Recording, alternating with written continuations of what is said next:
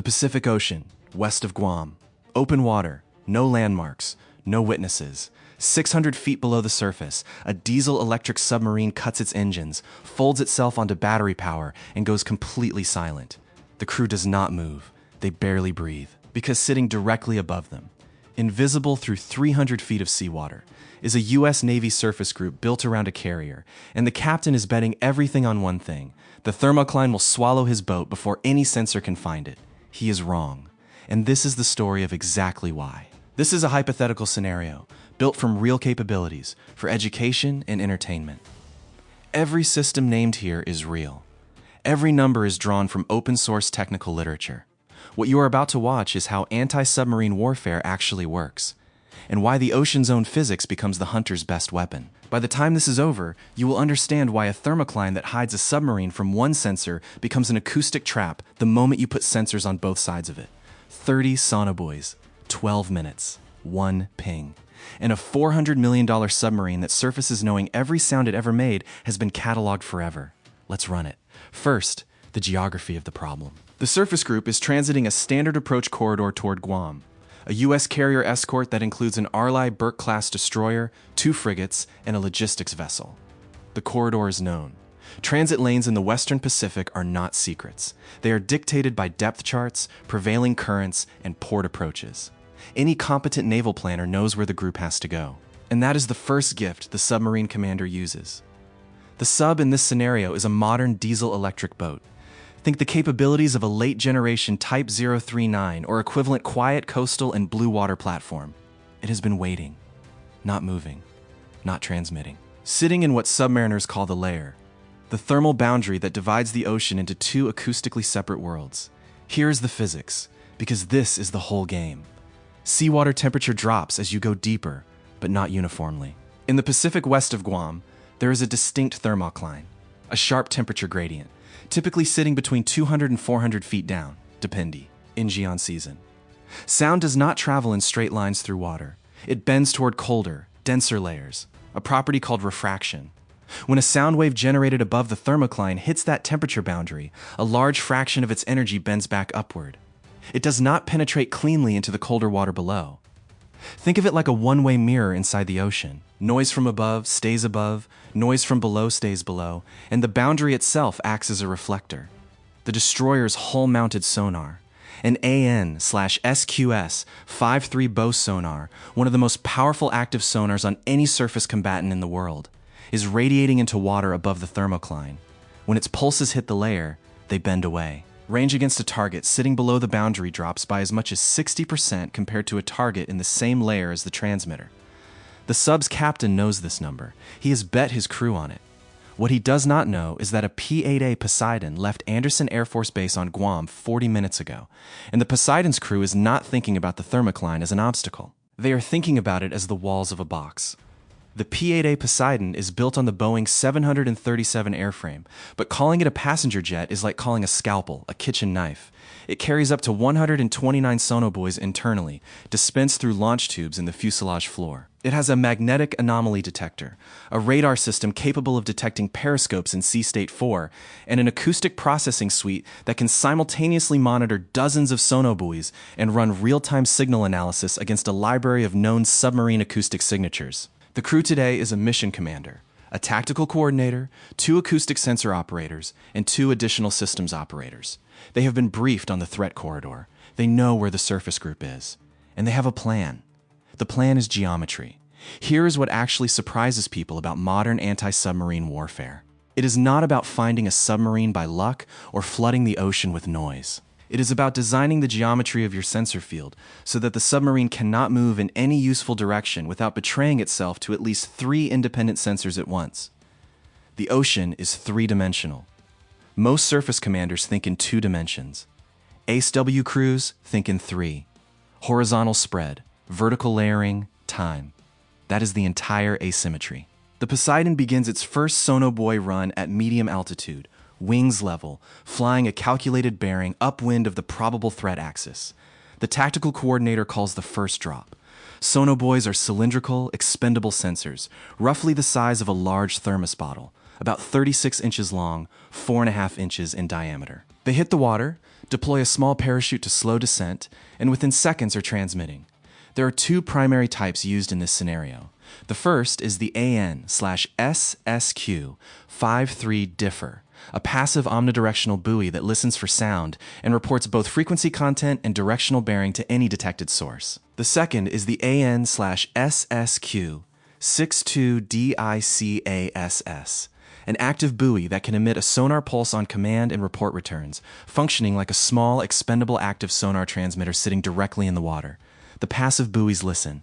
The active buoys ping. Together, they are not sensors. They are a net. The Poseidon drops its first pattern. 8 passive differ buoys placed above the thermocline, spread across a 2x3 nautical mile grid on the suspected threat axis. Spacing is calculated so that any broadband noise source, machinery, vibration, water flow over the hull, even the faint hum of battery cooling fans, will be detectable by at least 2 buoys simultaneously. 2 buoys hearing the same sound from different angles gives you a bearing cross. 3 buoys gives you a fix. Then comes the second layer. The Poseidon descends slightly, optimizing for its sonobuoy dispense altitude, and drops 6 differ buoys with extended cable lengths. Their hydrophones hang below the thermocline, listening in the cold layer where the submarine is hiding. This is the move the sub-captain did not account for. He planned for the thermocline to block sound from reaching surface sensors. He did not plan for sensors to reach below it. Think of it this way. The thermocline is like the ceiling of a basement. If you are trying to hear someone in the basement from upstairs, the ceiling muffles the sound. But if you drop a microphone through a hole in the ceiling into the basement itself, you hear everything. Here's where the obstacle hits. As the Poseidon completes its second drop run, the acoustic sensor operators report a problem. Ambient noise in the thermal layer is elevated. A deep current is running through the area, creating broadband flow noise that partially masks the frequency bands where diesel-electric battery systems typically radiate. The sub is silent enough that its initial signature sits right at the edge of the noise floor. The tactical coordinator has to make a call. Move the active buoys closer and risk alerting the submarine that it has been located, or wait and refine the passive picture. The coordinator chooses a third option.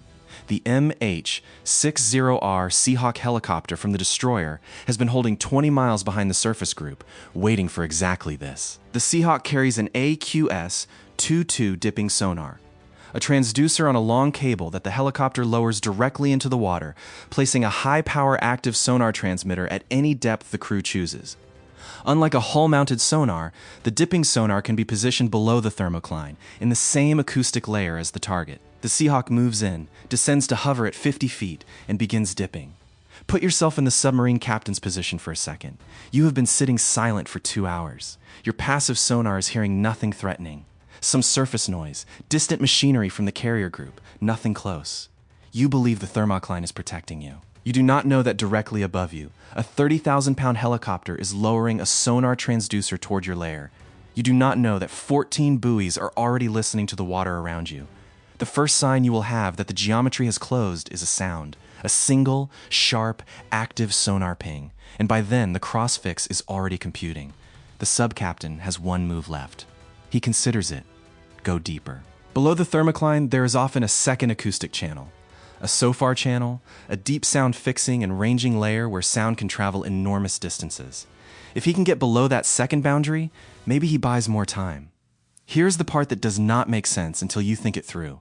Going deeper actually makes the problem worse. Below the thermocline, sound propagation is actually more efficient in certain bands, and the Poseidon's deep-hanging differ buoys are already positioned to cover that depth range.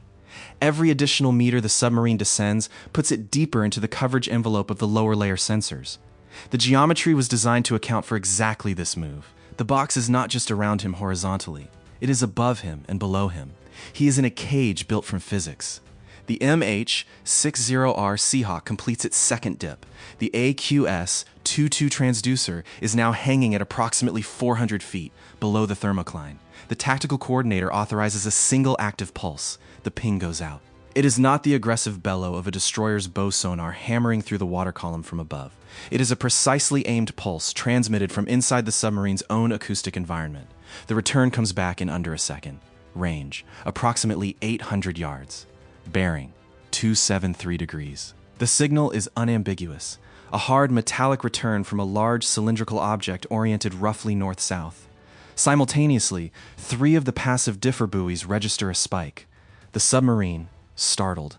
And this is not metaphor. The crew moves, equipment shifts, the captain gives commands, generates broadband transient noise, a chair scrapes, a valve cycles. These sounds are tiny. They are also perfectly distinct from the ambient noise floor, and two buoys hear them from different angles. The cross-bearing solution computes in 8 seconds. The position fix is accurate to within 50 yards. 12 minutes and 40 seconds since the first buoy hit the water. 30 sonobuoys deployed. A $400 million submarine located to within 50 yards by approximately $1 million of expendable sensors. But here is the second layer of the story, and this is what most breakdowns miss entirely. Finding the submarine is not the end of the kill chain.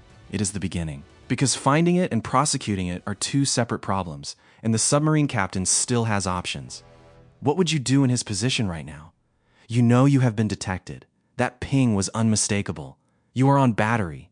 You have a sprint capability. Push the electric motors to full. Use your stored charge in one burst to create distance before the fix degrades. You can maneuver. You can change depth. You can fire a torpedo decoy, a bubble-generating noisemaker that mimics your acoustic signature and draws active sonar away. The question is which move you make and when. Comment YES if you think he runs. No if you think he surfaces. Because the answer tells you something real about submarine doctrine. The Poseidon's tactical coordinator is already reading the geometry. The submarine's fix is solid. The coordinator has two active DICASS buoys in the field that have not yet transmitted. They are positioned in a bracket, 300 yards ahead of the detected position along the submarine's most probable escape bearing, 300 yards behind. If the submarine moves, it will swim toward one of those buoys. When the buoy is commanded to ping, the return range will have changed. The direction of movement becomes computable. And at that point, the track is firm enough to support a weapons solution. The MH-60R Seahawk carries a MH-54 lightweight torpedo. The MH-54 is a 608-pound homing torpedo capable of speeds exceeding 40 knots with both passive and active terminal homing modes. It does not need a perfect firing solution. It needs a good enough firing solution. A search area approximately 300 meters across, inside which its own onboard sonar takes over.